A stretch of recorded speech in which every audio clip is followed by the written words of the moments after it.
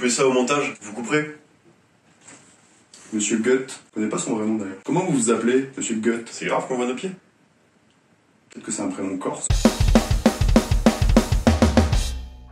Alors le groupe s'appelle Inputs, INPUT apostrophe ES. Alors moi je suis chanteur-bassiste et je viens de Toulouse, Tarbes, Ariège. Salut, moi je m'appelle Étienne, je suis guitariste et je fais les chœurs et j'habite ici à côté de Tarbes. Moi je suis Tristan, batteur et choriste et accessoirement je suis le frère de Simon aussi.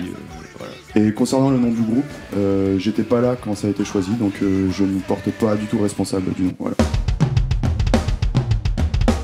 Ça dépend les morceaux, du coup la plupart du temps moi j'arrive avec une base pré-prodée sur l'ordi, puis ensuite on cale un premier jet du morceau en répète, après Simon il va écrire ses paroles et on les cale dessus et après on modifie le morceau pour rajouter des breaks, des trucs intéressants. Tristan il fait complètement autre chose à la batterie. Il râle parce que les batteries sont trop tristes sur les pré-prod et puis après il fait un truc bien. Bah oui, je veux pas le dire mais principalement c'est lui qui compose les morceaux. Et après ça, on répète tous les trois, on les arrange, mais voilà, la grosse base des compos, c'est quand même Étienne qui les fait.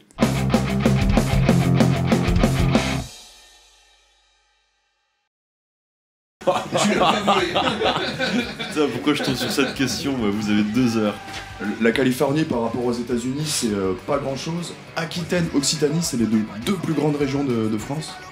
Peut-être que ça explique pourquoi il y en a beaucoup dans le sud-est, parce que c'est la moitié du pays à peu près. Moi je trouve pas qu'il y a une effervescence particulière dans le sud-ouest. Il y a beaucoup de groupes qui viennent aussi du nord-est ou qui viennent de Bretagne, du côté de Nantes aussi. Mais après je trouve qu'il y a beaucoup de musique à Toulouse, dans tous les styles de musique, soit dans le rock, le jazz, enfin tous les styles de musique, il y a plein de groupes, il y a une grosse effervescence culturelle et du coup peut-être que ça vient de là, du coup il y a, dans le punk rock aussi il y a plein de groupes quoi. Alors déjà parce que c'est vrai que artistiquement tout ça on voulait plus se rapprocher du punk rock francophone sans forcément rajouter des instruments en plus qui sortaient un peu de la veine punk rock basique brute on va dire, et aussi parce qu'il se trouve que la trompettiste c'était mon ex-copine et on s'est séparés alors qu'elle était encore dans le groupe. On est tombé d'un commun accord que au final c'était pas plus mal que la trompette parte. C'est elle qui a voulu partir à un moment, voilà. Donc elle a voulu, elle était déjà plus dans le groupe au moment d'enregistrer l'album, mais elle est quand même venue faire des prises pendant l'enregistrement afin de marquer un dernier coup le groupe de son empreinte. Mais on n'avait pas que de la trompette, on avait aussi, on a eu des saxophones, des trombones. Enfin moi je disais un peu rien, mais au fond de moi je me disais putain ce sera quand même bien le moment où on n'aura plus de cuivre dans le groupe, on fera que des instruments à cordes. Ce jour est arrivé enfin en 2016 et là je me suis dit yes les gars, terminez les cuivres, tout le monde a dit ok c'est parti on arrête et voilà on va faire du punk rock.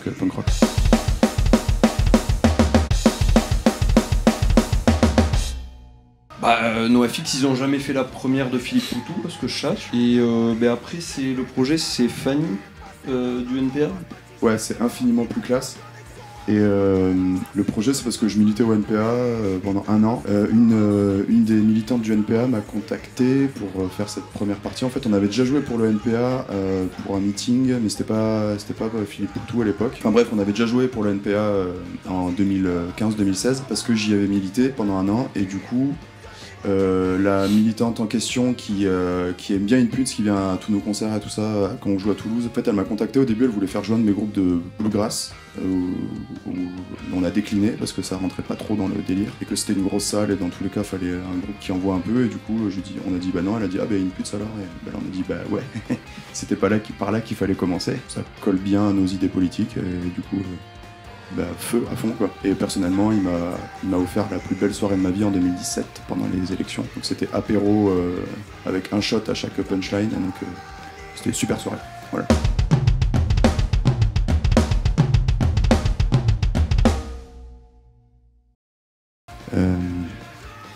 C'est chiant comme question. Est-ce que l'éclectisme est volontaire? Alors oui et non. Oui c'est volontaire parce que pour pas aborder toujours les mêmes sujets c'est mieux quand même. Et sinon après on tourne en rond et après c'est pas forcément volontaire parce que les textes ça vient un peu comme ça, des fois ça peut être je sais pas, j'écoute une musique et puis il y a deux vers qui me viennent à l'esprit et je me dis ah cool, ça sonne bien ces deux vers là et du coup ça parle d'un sujet et du coup le texte va traiter de ce sujet là, donc c'est un peu au hasard. Ou alors des fois c'est un sujet qui me tient à cœur et du coup je me dis ah faut que j'écrive là-dessus. Tristan. Ouais, bah Tristan en fait il a 15 micros pendant les balances, du coup on va dire c'est pas forcément le fait qu'il soit le plus chiant, c'est surtout le fait que son instrument soit le plus chiant à balancer. Allez vas-y le kick, poum poum poum poum poum, allez caisse claire, clac clac. Mais sinon après de manière générale on n'est pas chiant au balance. Je sais pas, on prend quoi 15 minutes. 15 minutes Allez 15 minutes, Maximum. 15 minutes max. Donc faites-nous jouer sur vos festivals, dans vos salles, vous allez voir, on est des crèmes. Mais on joue la semaine prochaine à la Tentation du Chill. Au moment du montage, je pense que ça sera bien passé. En septembre, on fait l'anniversaire de la Cavaroc. C'est le 15, je crois, avec les copains des Tom Sawyer et les petits Grégory. On rejoue à la Cavaroc, je crois, 3 fois en septembre, octobre. Un truc comme ça. Et après, on a une date au Celtic Pub à Tarbes, où c'est chez nous, c'est à la maison. Et c'est en octobre, 13, 14, 15, par là. On jouera à la Cavaroc aussi. Avec ODC. Avec ODC, Onde de Choc, un groupe qui nous vient de Saint-Étienne.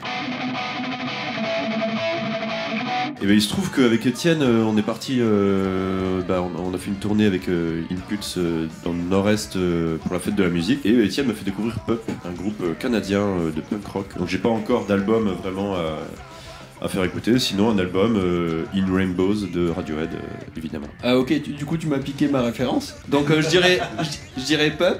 Mais du coup moi j'ai un nom d'album, je crois que c'est Morbid Stuff, c'est l'avant-dernier, qui est relativement plus pop que le reste de leur discographie. C'est des tubes sur des tubes sur des tubes. Non, et après globalement le dernier Val pour piquer la ref à Simon, et le dernier Hugo TSR aussi. Il me semble que t'as bien aimé le dernier Bénéfice aussi, Étienne. Ah ouais, c'est sympa. J'ai découvert le groupe qui s'appelle Grade 2, je crois qu'on prononce comme ça, ou Grade 2 en français. Je crois qu'ils ont fait un album, c'est Way Round Island, je sais plus.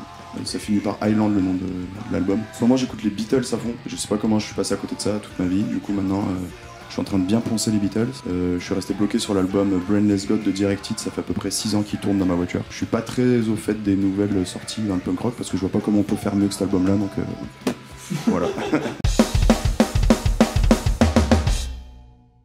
Une date de sortie du prochain album. Ça sortira le 14 juin 2024. Je trouve que ça fait hyper loin, mais...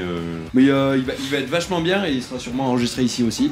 C'est ça la question que tu aurais dû nous poser, c'est où enregistrez-vous vos albums, qui vous enregistre vos albums, et tout ça. Et du coup, on va vous le dire, c'est ici, à Flantier Records, et c'est lui qui les enregistre. Avec un pote qui s'appelle Robin Flotieux aussi, qui fait le mixage. Mais voilà, toutes les prises sont faites ici, grâce à Étienne Soulier, ici présent. Et notre premier album, c'était au Chipot la Framboise, chez ce bon vieux Joël Le Floch. Et sinon, on avait vraiment un tout premier album, mais celui-là, vous n'en entendrez jamais parler. Oui, parce que c'est pas notre second album, en fait, c'est notre troisième album. C'est notre troisième album, et on a fait des EP aussi, mais tout ça a disparu d'internet. Voilà, c'est l'époque dont on vous a parlé tout à l'heure, où il y avait des trompettes, des trombones, des saxophones, et c'est terminé, voilà, c'est plus le Inputs d'aujourd'hui.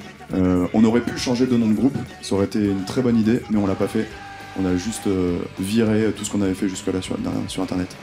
Il reste des vidéos YouTube de cette époque-là, si jamais vous fouillez, vous pouvez voir à quel point c'était nul ce qu'on faisait à l'époque. Ah